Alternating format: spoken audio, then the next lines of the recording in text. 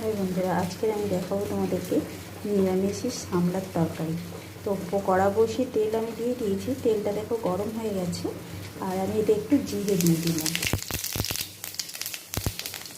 জিরে দেওয়ার পরে আমি একটু কাঁচা লঙ্কা দিয়ে দিলাম সেটা।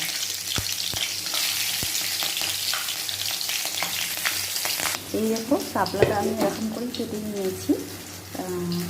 তো ফের এই শাপলাটা আমি তেলের মধ্যে দিয়ে দেবো।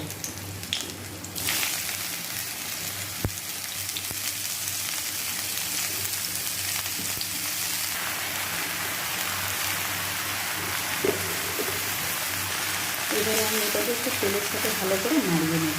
এবার দিয়ে দেবো স্বাদ মতো লবণ, দিয়ে দেবো পরিমাণ মতো হলুদের দিয়ে দিচ্ছি, পরিমাণ মতো লঙ্কার গুঁড়ো। এই সব কটা উপকরণ দিয়ে আমি আলাদা ভালো করে একটু নাড়িয়ে নেব।